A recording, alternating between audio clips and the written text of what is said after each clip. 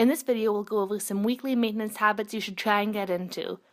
Specifically, we'll talk about how to clean your drive chain, how to fill up your tires, and also how to do a couple of safety checks. We're gonna need a couple tools. First off, we need the chain scrubber.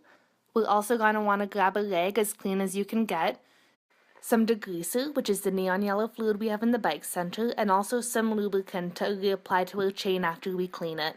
You also want to get a bike brush. We've got a bunch of these laying around the bike shop, and also some water. Alright, first off, let's clean that chain. So the first thing you're going to do is take the Cyclone and fill it half with degreaser and half with water, just to the white dotted fill line. Then you're going to place it on your chain, snap that lid on, and you're going to pedal.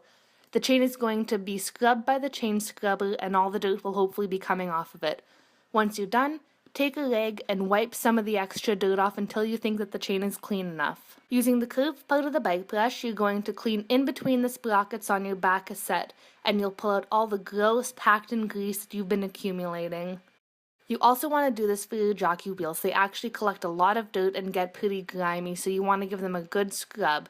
It is a little tricky because of their positioning. You might end up taking them right off, but just do your best and try and get in there as good as you can.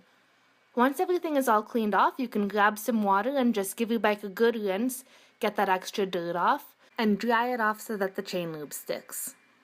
We want to apply the chain lube all over the chain, so in the front chain rings and in the back sprockets. You don't want to have too much or else it'll start to pick up dirt, so we take a rag and wipe off the excess. With the chain all taken care of, let's move on to the tire pressure. So we need a couple extra tools. We need the pressure gauge, we need a bike pump, and for those of us using Presta valves, we need a valve adapter. This is also a pretty simple task. The first thing to do is to see what pressure your tires can handle. It is printed right on the side of your tire. Mine can handle 40 to 65 psi. You're going to clear the pressure gauge and use it to find out what pressure your tires are holding right now. Mine was at 20 psi, that's way too low, so I'm going to attach the bike pump and add some air. I'm going to check the pressure gauge again after a couple pumps. It's still too low. I'll add a little bit more air and see what I get. This time it's at 60 psi. That's awesome, I'm moving on. For those of us using a Presta valve, you have to unscrew the barrel to release the pressure. In order to fill it back up again, you simply screw the adapter directly onto the nozzle, attach the bike pump, and the air will flow right into your tube. Once you're done, take the adapter off, screw in that barrel so that the air doesn't leak out.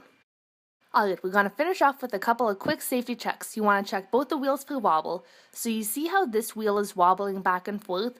You need to come in for a cone adjustment and take that out. You want to look for a similar wobble in the bottom bracket. This bottom bracket is actually fine, it's just my camera that's wiggling. And finally, the last wobble to look for is in your headset. So that's it for this video. Come on into the bike center to keep your bike clean and happy. Bicycle, bicycle, bicycle.